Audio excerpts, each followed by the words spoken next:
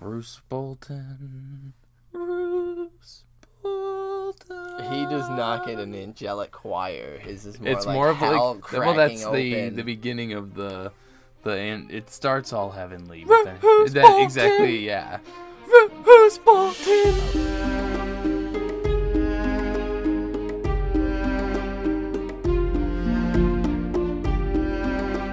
What up, and welcome to another episode of Brotherhood Without Manners, your favorite full spoiler reread podcast of George R.R. Martin's A Song of Ice and Fire series. As always, I'm Nate.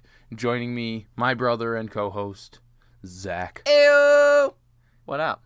Hey, we're just chilling today. Chilling. It's a pretty good day. It's been a good day. I'm pretty tired from work, but it was a good day at work. I'm pretty tired from sleeping after going back to work and then back home and then dropping you off to work and then coming back home. But Full spoiler reread podcast, spoiler alert, our schedules don't line up, Nate and I. not ever. But we make it work because we're dedicated. To you guys. We heart this podcast and we heart our listeners. Yeah, we know we're without manners, so fuck you, but we heart our listeners. So what up? We're glad you're back. If you are new, thank you for joining us. We are full spoiler.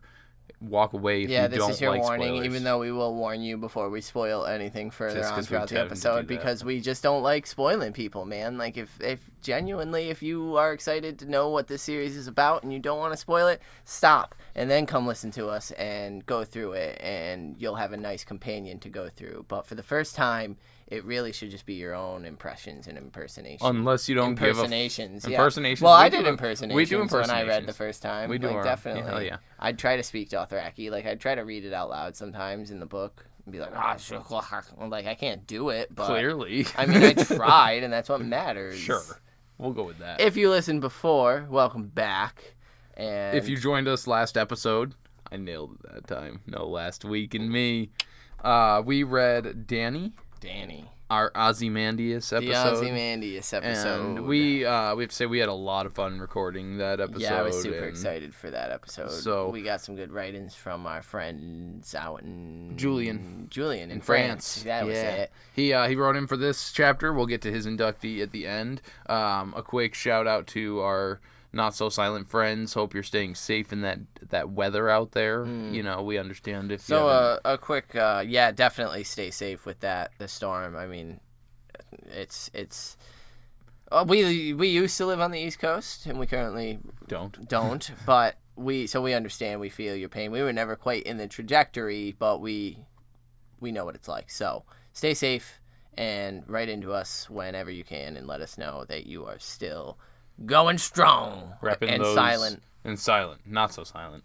However, well, that's just it. You know, they're persevering the storm in silence, as is their wont.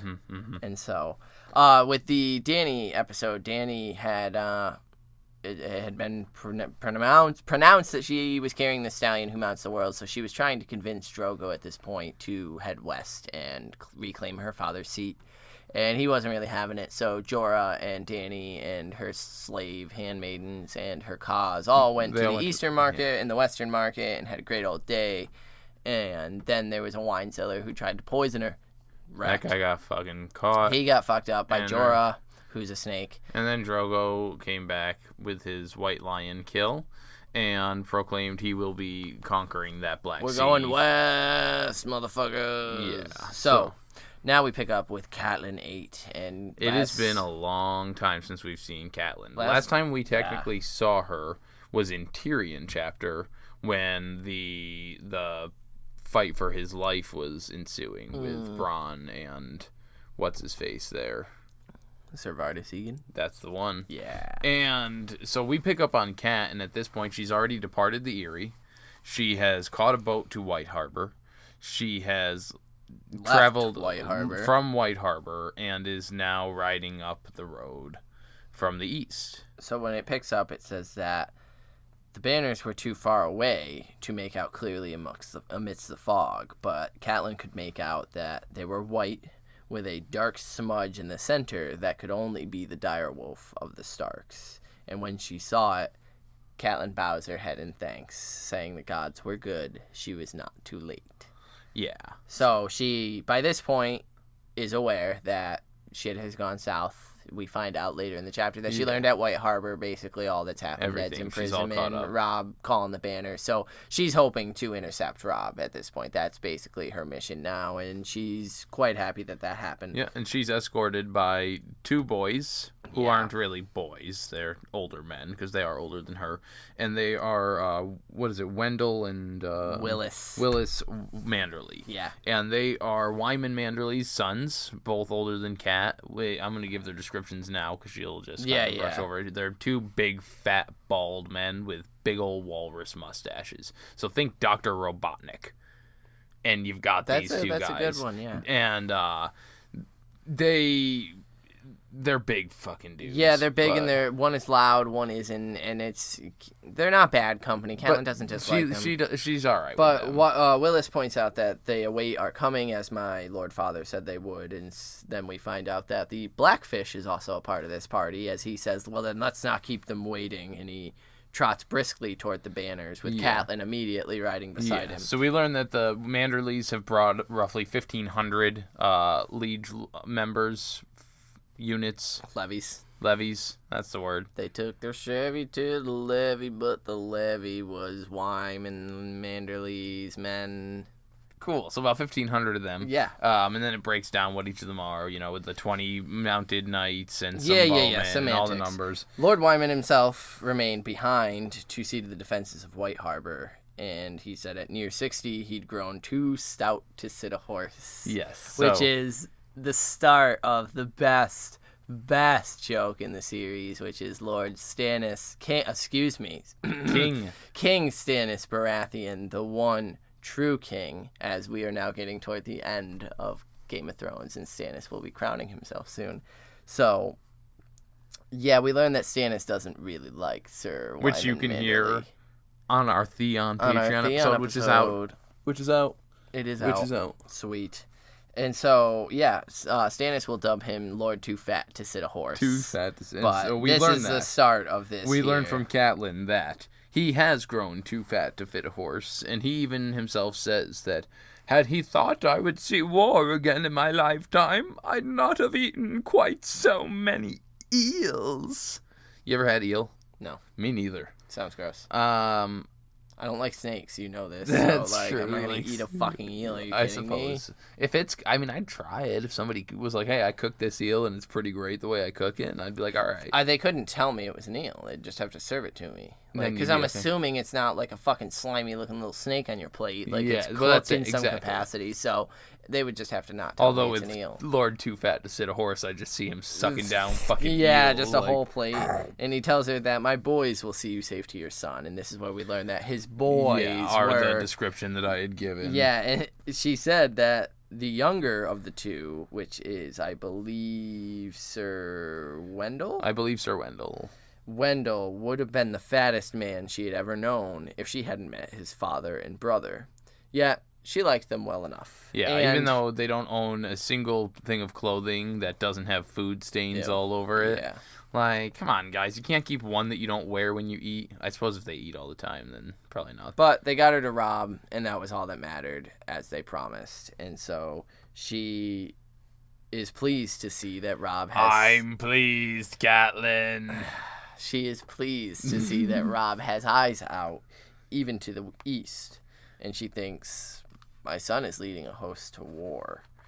Still only half believing it. This is sort of that surreal experience. So she says that she's pleased that he's got eyes to the east because they're expecting the Lannisters from the south. Yeah. They're not expecting an attack from the east, but even still. Robb is being smart enough He's got the lookout. Cover all his different directions, yeah. So still in disbelief at the fact that her 15-year-old son is leading a host to war, she begins making her way through towards the banners, led with Blackfish, and they're greeted by some people.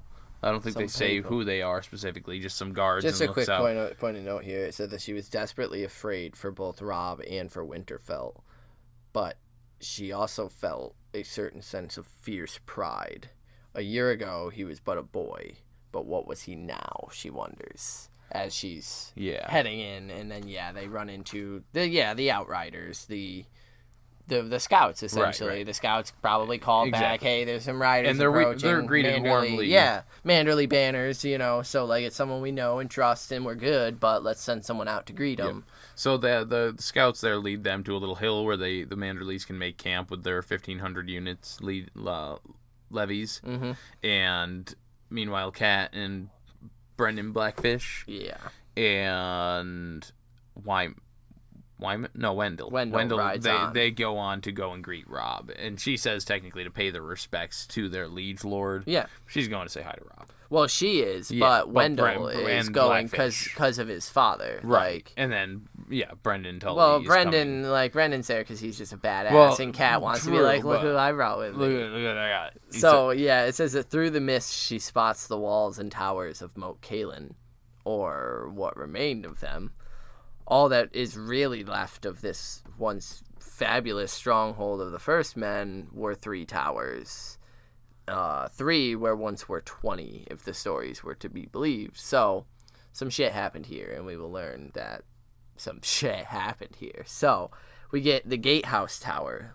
Looked sound enough. It even had some walls that were on either side of it. Yeah, were on either side. The Drunkard's Tower, off in the bog in the southwest, leaned like a drunk man about to spew his wine. And the tall, slender Children's Tower, where legend said that children of the forest called upon their gods to send the hammer of the waters, had lost its crown, as if a great beast had taken a bite along the top. All 3 were green with moss. Yeah. So, Moat Catelyn is fucking sick. This is where supposedly the children of the forest sunk the neck, like brought the sea to the neck, but it wasn't as powerful as shattering the arm of Dorne. So, this is a pretty significant place for the children of the forest. And I feel like this also has part of reasons as to why the Crannogmen might have some power if they were so close to this place. Because Blackfish scoffs at this. He basically thinks this looks like a joke. Like, this is Moat Catelyn. This is the first time he's ever seen it. Yeah. And Catelyn lets him know, like, hey, that's how I thought the first time I saw it, but Ned broke it down for me. Yeah. This isn't just your run-of-the-mill, like, fucking 3 towers and that's it. Well, like, and before, like, because still in the description. I was going to say before we got too far. So it says that with the Children's Tower, it looks as if a great beast took a bite. Yeah. I just immediately thought dragon.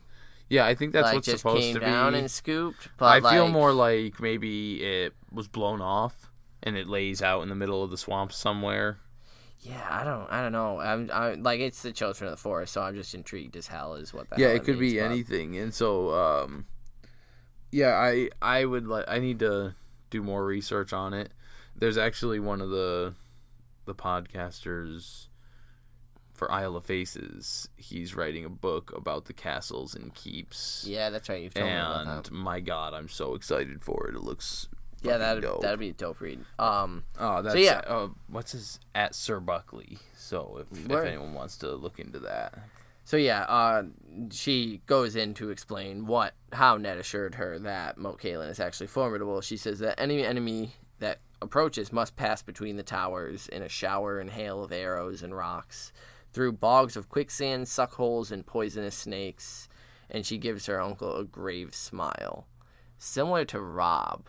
When Robb gave, I just immediately thought of Robb giving them the kids the smile in the crypt when they all played the prank, and he turns and said, "The dead walk here tonight," because she says, "And when night falls, there are said to be ghosts, cold, vengeful northern spirits who hunger for southern blood." Yeah, and Blackfish is like, let's hope we don't stay here too long, because as far as I recall, I'm a Southerner. Yeah, he's a Tully. Catelyn technically is, but she's a adopted. Stark, yeah. So standards had been raised atop all 3 of the towers. The Karstark Sunburst hung from the Drunkard's Tower. Beneath the Direwolf on the Children's Tower, the Great John's giant and shattered chains flapped in the breeze. But on the Gatehouse Tower, the Stark banner flew alone. That was where Robb made his seat. Duh. So that's where she goes. Yeah, so she found Robb as she enters in there, surrounded by his lords and bannermen. His father's bannermen. His father's she bannermen. Says. Because she's still under the impression that he's... She's got this half acceptance of, Yeah. Ned is still in charge, but Yeah. Robb is taking command. And so he's at the end of the table that's just piled with maps and papers and scrolls and battle plans and fucking you name it. And he is deep in discussion with Great John and... Roose Bolton. He does not get an angelic choir. His is more it's like more of hell like cracking well, that's open. the beginning of the end. It starts all heavenly, Roose but then Bolton. exactly, yeah. Roose Bolton. I like it. That's awesome. Yeah. Anyway, Robb does not notice that Cat comes in at first. Yeah, the but first person to notice. Greywind does, and he was lying near the fire, chilling like a good boy, like a goodish boy. But when Catelyn enters, he immediately lifts his head, and his golden eyes met her. And then slowly, one by one, the others take Greywind's lead, it says, and they fall silent until Robb looks up at the silence and calls, "Mother?" And Mother! She notices that his voice is thick with emotion. And she wants to run to him, to hug him and kiss him and greet him like a mother whose son is marching to war would. But here in front of his lords, she dared not. He was playing a man's part now, and she would not take that from him. Which, I mean... That's good of her. Yeah, and I think as much as it's for him, it's also, she knows that, that wouldn't... Well, especially in this age. not just to shame him, but, they would lose respect for him. Well, that's and, the one reason. Yeah. Is that it's to keep that from happening. So, yeah, she stays where she is, and Greywind comes up to her, bigger than a wolf ought to be. And she says to Robb, "You've grown a beard," while Greywind is sniffing at her hand. And, I put that they share an awkward hello. Yeah, Robb is uncomfortable by her pointing that out and just, "Yes." Yeah. And she Thanks for tailing all my friends, man. Yeah. And she says, "It makes you look like my brother Edmure. I like it." And she, at this point, is stroking Greywind's head gently, and he playfully nipped her fingers and then trots back to her place by the fire, his place by the fire.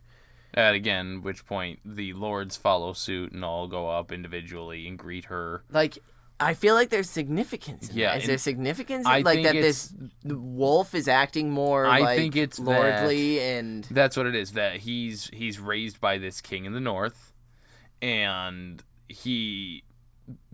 all the lords follow him, and he listens to Robb's every beck and call. Yeah. And so it's showing this... Well, he's a higher lord than the men. Because it almost, to me, was... This was Robb showing his affection for seeing his mother. Well, that's it. But it was... Grey Worm was that channel where, he can't just, Grey Worm? Grey Worm. Jesus Christ. Whoa. Well, at least the orcs of Winterfell will be happy. You're fucking... Fuck! Wow. Doing some Lord of the Rings things. I need to be made into a eunuch for that one. Jeez Louise. So Greywind was being the channel, the conduit for Robb's emotions. See, that's where I was going to go with just it. Just like Catelyn wants to run to him and hug him and kiss him. He wants to. But Greywind. yeah, so and then it's also that lordly, my lady is here. And so Greywind goes up and gives this respect. And then the other lords are almost shamed, it seems to me, by this dog. Oh, we need to go now and say our respects. So yeah, they all come up and begin doing the... Sir Helman Tallheart was first to follow the dire wolf, kneeling before her, pressing his brow into her hand, and says that, "Lady Catelyn, you are as fair as ever and a welcome sight." Shut the fuck up. The Glovers followed, and then Great John Umber and the rest. Theon Greyjoy was last, and he said, "I had not looked to see you here, my lady," as he kneels. I had not thought to be here, Theon. Until I came ashore at White Harbor, and Lord Wyman told me Robb had called the banners. So let me tell you real quick. Because of recording our Theon chapter that we did for Patreon, the sample chapter, there's a certain part of me that's... Sympathetic? I don't know if sympathetic's the right word, so much as entertained. He's such a fucking cunt here, and I forgot. And so when I was reading this, I was like, "Oh yeah, I fucking hate you so much, Theon." Yeah, no, I would believe that it's probably for me going to be similar to the show, where I will not have sympathy, because even in the Patreon episode, I don't have sympathy Well, for this and that's what motherfucker. we were saying. So, like, yeah. it'll have to be, like, that last minute That's it. redemption. It's where that it's very, like, okay, you saved Theon, yourself with the ultimate sure, sacrifice. yeah. But, yeah, because, like, fuck you, Theon, So fuck you. Catelyn goes on to introduce her companions, Sir Wendell and Brendan Tully, and Robb thanks the Blackfish for joining them, and he thanks Sir Wendell as well. And he asks of Sir Roderick, as he's missed him. I miss Sir Roderick, too. And, like, it was just funny because you and I, before recording this, and we kept talking about where the fuck, like, what is this cat chapter? Yeah, like, yeah. What is she? Is descending the Eyrie? And Are we on the boat to Right. White Harbor? We said we can't remember where the fuck Roderick is. Yeah, and Where's where the Roderick? fuck does Roderick go? He gets sent from White Harbor by Catelyn to serve as Lord Castellan at Winterfell. And hold Winterfell until their return. Because yeah. as wise and great as Maester Lewin is, we all adore him because he's just a badass motherfucker. Zach is giving him a nice namaste bow there. He's not a battle-hardened warrior. Nah, he's Roderick unskilled in the arts can of handle, war. except apparently against Theon, Roderick can handle holding down the king. And, like, let's talk about the sickest rap album of fucking 2019, which is Lewin, fucking Roderick and Bran on Hodor's shoulders, just like dropping ruling beats Winterfell. with Like, Rickon what up? down on the ground. Album number 1 is "Step Into My Castle, Bitch." So, yeah, he Great John tells her, "Have no fear, Lady Stark. Winterfell is safe enough. We'll shove our swords up Tywin Lannister's bunghole soon enough, pardons. And then it's on to the Red Keep to free Ned." And suddenly, Roose Bolton, my lady, speaks up. "A question, if it pleases you." Roose Bolton, Lord of the Dreadfort, had a small voice, yet when he spoke, larger men quieted to listen. His eyes were curiously pale. What the fuck does curiously pale mean? Almost without color. Okay. And his look disturbing. Now, is that meaning his appearance or the way he looks at you? I feel like it's the way he looks at you. Yeah. Like so, he wants to eat you. Yeah. Now, this brings me to... Oh, God, he's doing it. Probably. Garrett is cold hands. No Garrett this time. No, just something similar. This isn't... I can't take credit for this one. Well, I know it's not yours, but it's still pretty ridiculous. It's not ridiculous. This makes perfect sense. This is known as the Bolton theory. And this theory, and I'm just going to take it from the wiki, is that Roose Bolton is an immortal being, possibly an other, that steals and wears other people's skin. Now, we know that his sigil is the Flayed Man. And we know that there's all sorts of weird, creepy shit happening within the Dreadfort. Rumor has it. Thank you. I was hoping you'd go there with that. I'm so mad, but I couldn't not. That he's actually kind of grooming Ramsay Snow so that one day he can take his skin, and that's why he talks of legitimizing him and doing things of that nature. So it's not crazy to think, because the Faceless Men, they can do weird face skin-changing shit. Why can't Roose just continue living his life through other people's bodies forever? Roose Bolton, he's a fucking vampire. So why is it called the Bolton theory? Because he takes the skins and reanimates them, similar to Frankenstein. So he's more of a Frankenstein's monster than he would be a vampire. But he doesn't have bolts in his neck. Because his last name is Bolton. He doesn't bolt the skins onto himself. But maybe he does. Do you know? Apparently, I don't know a fucking thing about this book. Clearly. All right. Our podcast just explained to you the Bolton theory, and I have reached the lowest point in my life. Well, once we reach Reek chapters, I'll read out the parts where, Reek notices that for some reason Roose never seems to age. I'm calling in sick that day. You can't call in sick. You're the co-host. It doesn't work like that. I'm feeling a this cold is like coming on 2 years, chapter. like 2 years in the future. And Okay, can we bring it back to Catelyn? So Thanks. yes, as she is encountering, his look is disturbing her, and he asks, "It is said that you hold Lord Tywin's dwarf son captive. Have you brought him to us? I promise you will make good use of such a hostage." And Kat's like, well, about that, so I did. Here's the thing, but I lost it. I was there, and there was a thing that happened. The gods kind of saw fit to let him go, as well as with the help of my dumbass sister. She's kind of a bitch now. He's gone. My bad. We also learned that, at this point, she thinks that she shouldn't be so open in her contempt of her sister. She shouldn't be open revealing this, but her parting from the Eyrie had not been pleasant. Yeah, because she had offered to foster Robert Arryn up in Winterfell. Sweet Robin, fly! And it would have been, she was absolutely right, it would have been great for him to go up there and live in the north with Bran the boys. Maybe that would have meant that the troops would have followed along, and then Theon wouldn't have gotten so fucking ballsy trying to take the place. You know, things would have changed. Everything would have changed. The whole future, the whole everything. But, you know, speaking on small scale, Lysa's, it would have been good for him to be with boys. Yeah, it would have fucking smartened him up. In that world, made him... Lysa's rage had been frightening to behold. Sister or no, if you try to steal my son, you'll leave by the moon door. And... that was pretty much it. Catelyn left after that because there was nothing left to be said. And so the lords are anxious to ask Cat what the fuck happened with Tyrion exactly, but she holds them off, saying that she's had a long journey. She just wants to talk with her son alone.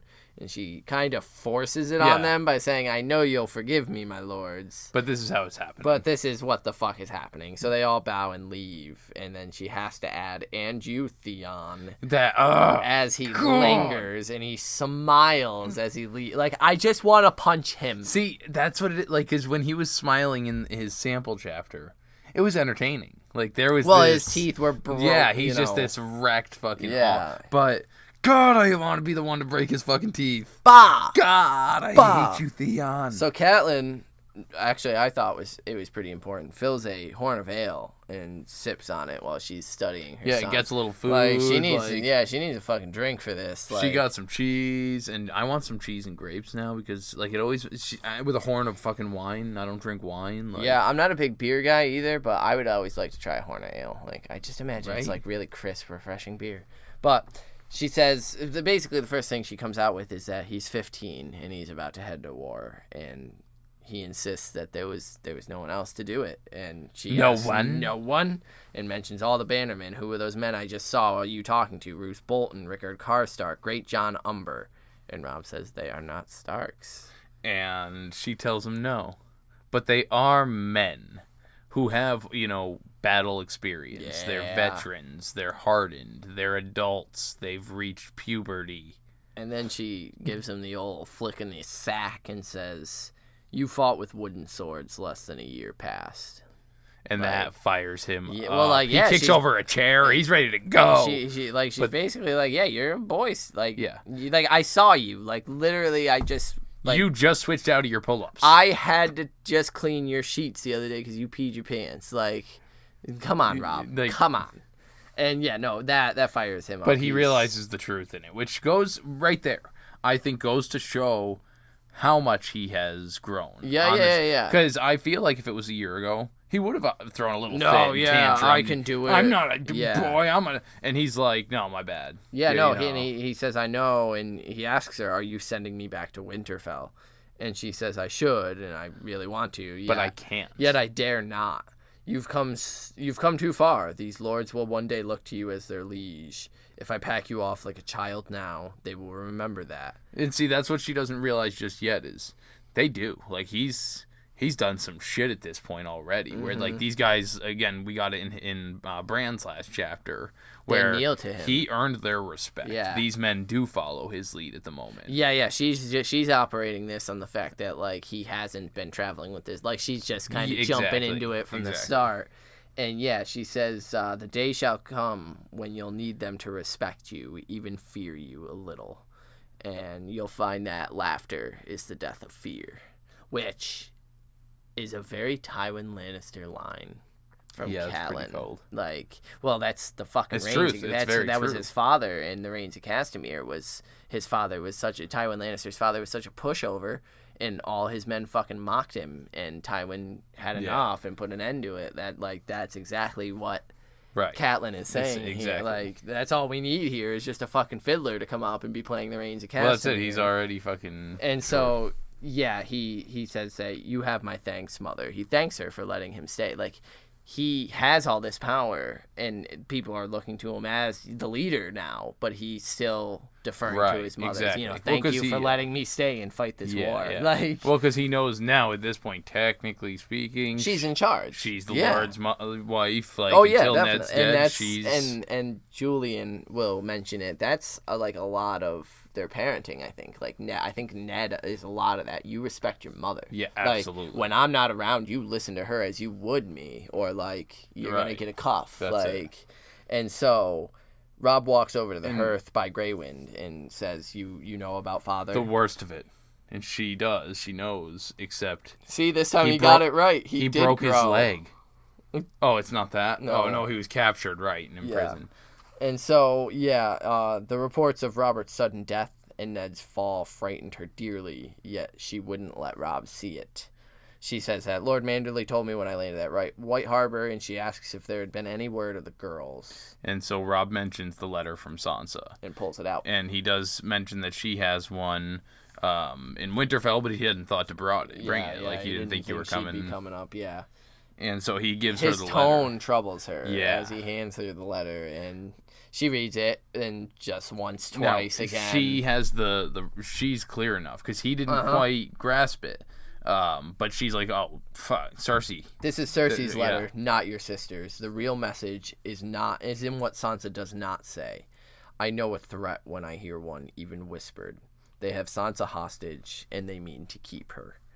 And they talk about how there's no mention of Arya, and they don't know what to make of that. Is that good news? Is that bad news? No one knows. This little fucking she-wolf is off the grid. She disappeared. And so Robb had wrote, he asks if the Knights of the Vale are with her, because he had wrote to Aunt Lysa. And she hasn't responded. And asking he's for aid. Kind of desperate, like coming at her. Yeah, and I feel like Catelyn, like, this kind of posting is just unnecessary. We brought one. Only one, the best of them, my Uncle Brendan, but he was a Tully anyway. He wasn't hers, so like, he got to do what he wants. And so Robb asks mother, what are we going to do? And he looks to her, eyes shining, and it says, instantly the proud young lord disappeared. And quick as that, he was 15 years old again, looking to his mother for answers. It would not do. And she asks, what are you afraid of, Robb? And he looks away to hide the fact that he's trying not to cry. And he says, even if we win, even if we go to war, the Lannisters still hold Sansa and father. They'll kill them, won't they? And she says, they want us to think they will. Yeah. And he's like, so does that mean they're lying? Like, what the fuck are you telling me, man? Like, I don't... And she says, all I know is that you do not have a choice. If you go swear fealty, you will never be allowed to leave King's Landing. If you turn and retreat to Winterfell, your lords will lose all respect for you, and some may even turn over to the Lannisters. Our best and our only true hope is to best them in the field. If you should chance take Lord Tywin or Kingslayer captive, a trade might be possible. She's the one who fucking frees him. Like, that's the irony. Like, I fucking love it. Well, that's it. I was going to point out there's multiple times in here where she gives bad advice. Yeah. And it says, you must have power enough that they fear you. Cersei is wise enough to know she'll need your father and sister to make a peace should the fighting go against her. And she tells him that if he loses, there is no hope for any of us. And he said, this is when we get the line, they say there is naught but stone at the heart of Casterly Rock. Oh, naught but stone at the heart of Casterly Rock? She's essentially calling Cersei and Tywin Stoneheart. Yeah. But... Yeah. And then she says, remember Rhaegar's children. And think of Rhaegar's children. I'm always thinking of it, Catelyn. How dare you? And Robb vows, then I will not lose. Yeah, at that point. Which, like, give it your all, kid. I like your spunk. And so she asks him what he knows, and it's a decent amount, actually, considering... And it's a test. She's asking him this because she has to know what he knows. Like, she has to know what his thought, like, if he was ready. Right. So we learn that Jaime Lannister has a host that's... He just got into a battle with Lord Edmure and Lord Vance, where he defeated them. Lord Vance and Piper. Edmure sent them. Oh, Edmure, sorry. Yeah. Well, Lord Vance was slain, and Lord Piper was retreating back to Riverrun with Jaime hot on his heels. Get back here, bitch! Meanwhile, Tywin has an even larger host coming in and up and around from the south. Yeah. And Robb tells us... secretly here that there's some Lord Derek or Eric or... Apparently father sent some men to oppose them under the king's own banner, led by some Eric or Derek or some sort of maybe lord. Barrick? Sir Derry rode with them, only it was a trap. No sooner had they crossed the Red Fork than the Lannisters fell upon them. The king's Bane took them in the rear as they fell back. Sir Raymond Derry was killed along with most of the Winterfell men. No one is certain if Lord Derek escaped. Along with a few others that might have accompanied. And so, this is Beric Dondarrion's first death. Yeah. This is when the mountain drives, his fucking cleaves him, like, just, This is the first one. And they did escape because he gets Thoros of Myr dragged off. But, it's Lord Beric Dondarrion here in the back, and the unreliable narrator technique of Lord Eric Derek to just... outstanding. Oh, yeah, no, it's so some good. Nobody said even Robb isn't paying attention We just got the first early stuff on the Brotherhood Without Manners update here. Brotherhood Without Banners. Damn it. Brotherhood Without Manners. And so, and we also learned that Tywin has closed the King's Road, marching north to Harrenhal, burning as he goes. And now that's just strategically brilliant in all ways. Because on top of the fact that he's burning all and making sure that there's nothing to sustain along the way, the King's Road's closed. That's the main way for merchants to travel up and north to the northern territory. So they're not getting any supplies sent either. Yeah, no. And he's just got it locked down. Everything will have to come from boat, essentially. Right. And so it's worse than Catelyn had imagined. And she asks, "You mean to meet him here?" And Robb replies that no one thinks he'll come this far. Robb had sent word to Howland Reed at Greywater Watch, father's old friend. If the Lannisters come up the neck, the Crannig men will bleed them. But Tywin is most likely too smart for that. He'll stick by the Trident, taking castle by castle until Riverran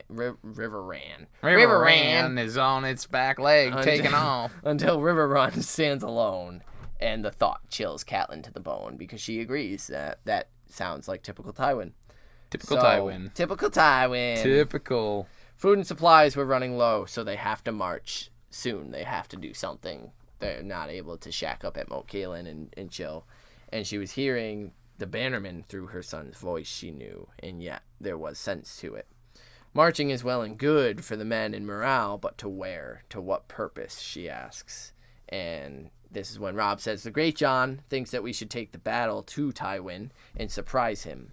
But the Glovers and Karstarks think we'd be wiser to go around his army and join Uncle Edmure against the Kingslayer. Though by the time we reach Riverrun, I'm not so certain." And so Catelyn, she's just trying to fucking toughen this boy up. Yeah, because that's it. She's just hammering. She says, "Well, be certain or go home and take up that wooden sword again, because you can't afford to be like this in front of your lords." You can't be indecisive. Right. That's you the word chose to take command, so command. So command. And he's startled, and he's like, oh shit. But he starts to say that both of the plans have virtue. Like they both have good ideas. Well, because she asks him again, "What do you mean to do?" And he grabs a map this time and pulls it out and begins kind of getting into it and says, "Yeah, both plans have virtue." So he says that the Greyjohn's idea of attacking Tywin would be great, but they outnumber them, and that the Greyjohn says that that's not a big deal because we have the element of surprise, and that surprise attack is going to counter that. But Robb smartly thinks Tywin's way too smart and strategical to be caught off guard. It's like trying to surprise Stannis Baratheon. Right, you're not gonna get the jump on him. Yeah. He's expecting it in any way to attack him. And she says good, and she's pleased because she's hearing Ned Stark's voice in her son. Absolutely. And Ned raised this boy well. He fucking taught him right. He respects his mother. He listens to her advice, but he's prudent. I did like the way that it was phrased that he Cat hears the echoes of Ned in his voice, and just that style of delivery, the way that everything's always echoey or whispery. So she's pleased with what Robb has. Catelyn's pleased with Robb. And she says, tell me more. And he says that I'd leave a small force here at Moat Cailin and march south. Once below the neck, split our host in two. Footmen down the King's Road, horsemen across the Green Fork at the Twins. When Tywin gets word we've come south, he'll march to engage, leaving our riders free to hurry to River Run. And Robb sits back. Not quite smiling, but hungry for that his praise. Plan is coming to a head where he's realizing, actually, this could work. Yeah. This is a decent thing, but he doesn't want to glow. He doesn't want to be that. And so Catelyn says, you'd put a river between two parts of your army. And he says, and between Jaime and Tywin. The only place to cross is at the Twins. Lord Walder Frey controls that bridge, your father's Lord Bannerman. The late Lord Frey, Catelyn thinks. So he is a bannerman of my father, but my father never trusted him, nor should you. And Robb promises that he will not. Right. So we get that despite herself, she's impressed. He looks a Tully, but he is his father's son. You looked at me like you were expecting me to say something there, and I didn't have anything to go. No, so. Okay. Yeah. So she asks him, which would you command? Which one would you be riding with? Would you be marching on foot up the King's Road, or would you be on horse? And so he tells her, well, I'm going to take the forces across the Red Fork and head to River Run to engage with Jaime Lannister. And she goes, fucking of course you are. Because just like your father, you got to head straight south and get yourself fucking melted like your grandfather. The most dangerous path, exactly. You, just as your father would done. And the Great John would command the other foot soldiers. And she thinks it was his first misstep. She points out that Great John is fearless, but Ned Stark isn't fearless. He's something else. And Robb kind of thinks on that for a minute and realizes that he wants cunning, not courage here in this aspect. No, courage is okay, but not fearlessness. Courage is okay, but it's not what he needs here. Exactly. And so he says, Roose Bolton, that man scares me. And Catelyn says, let us pray he'll scare Tywin Lannister as well. So Robb says that I'll assemble an escort to take you back to Winterfell, mother. And nah. Yeah, she breaks down. So I want to just point out that I think that was her second kind of blunder herself. Keeping Roose Bolton. Well, yeah, because is this where the relationship will start to build between the Boltons and the Lannisters, leading to the Red Wedding? The fact that he's commanding this army, this part of it, and... Yeah, I think... I mean, not to say that Robb Greyjohn obviously is having some reservations about Roose, so I would think that keep Roose close. Right. I would have probably... either commanded the Manderleys to stay. The Karstarks as well. Well, the Manderley had brought a levy of fucking 15. Yeah. And it's near their home. And it's near their home. So, just chill here. You can be restocked by home quite easily, if shit goes south. But, for the most part, just chill. Roose Bolton, your ass is fucking with me because you're terrifying. And, so she fights hard to keep herself strong here. But despair and fear put her fear and despair aside. I am not going to Winterfell, and she's surprised by the tears that are blurring her vision. My father may be dying behind the walls of River Run. My brother is surrounded by foes. I must go to them. So, Cat wants to go to River Run with Robb, essentially, is what she's hinting at here. And that's the end of the chapter. Yeah, she just flat out said it. She didn't hint at it. That's her saying, I'm going with you. You always gotta one-up me. Yes, I do. You got an inductee? I do. Go for it. It's Tywin Lannister. He's just too big of a badass not to. He's so calculated. He's so prepared. We haven't even met him yet. I know, and that's why I like it so much. And for those who don't know, because we are a full spoiler, we will be meeting him next chapter. Hey! And that's quite exciting, because I'm what just a son of a bitch. noting that encounter, and I'm quite excited for it. Yeah, so, I'm going to give it to Tywin for being the opposition, man. He's the true, adversary at the moment. Yeah. Cersei's the queen. Tywin's the adversary. Yeah, no, in your first read through, when you're definitely about House Stark, and don't even try to deny it, because every fucking buddy is fucking, these Starks. Tywin seems like, Tywin and Cersei are the two, like, God, right. These people are evil. They suck. Like, fuck these guys. And, Tywin's such a good villain. He's good. So, what about you?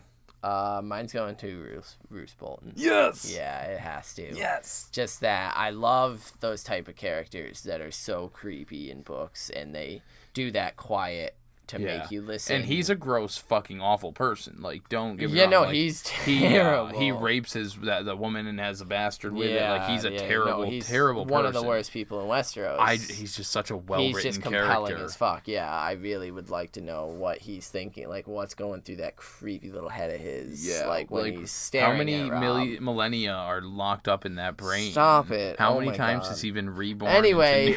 We got an inductee this week from Julian. Julian in France. And he says, just reread that chapter. Catelyn is a fantastic character, smart and influential. Robb takes after her and is at 15 a really ballsy kid. Love them both.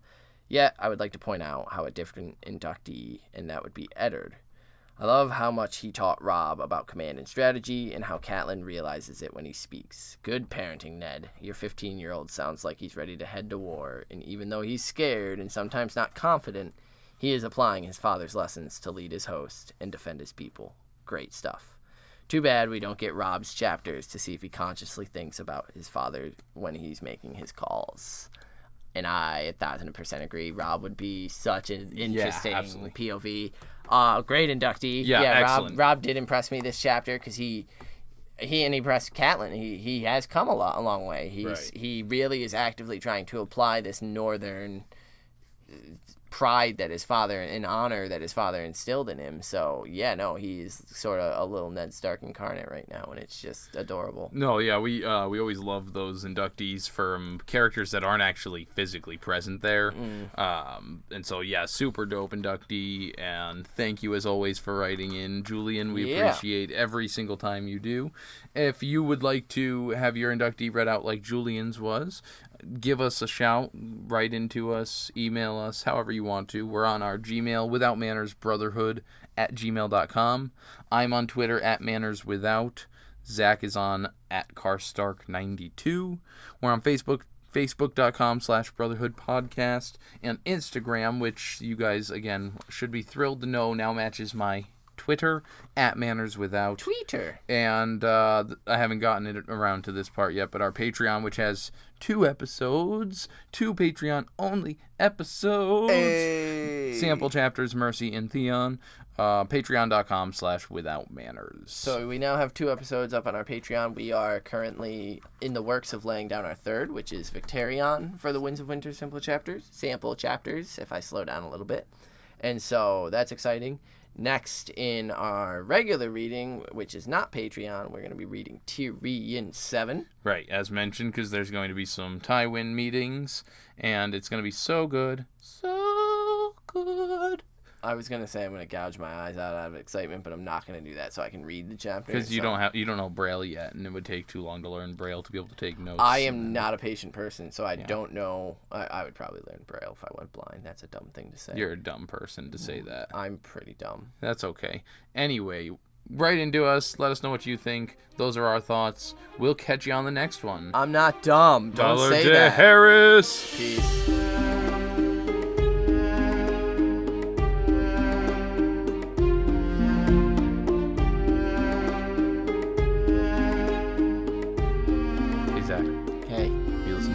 Right now, I will be. Are you going to be doing it on your favorite app? Well, I have a couple of them. Which one? Well, the one I'm talking about is Podcoin. where you can listen and earn great rewards. I'm pretty sure we have a code for that one. We do. If you are a new user of Podcoin, you can type in Brotherhood and get 300 coins to spend on fucking cool stuff. Sweet, like giving to charity or gift cards. Yeah, gift cards to like Dope. Starbucks and Amazon and all sorts of other places. So if you're hearing this, why haven't you already downloaded Podcoin and started listening Brotherhood? Listen to us there. And earn some coins. Do it. Yeah. Yeah.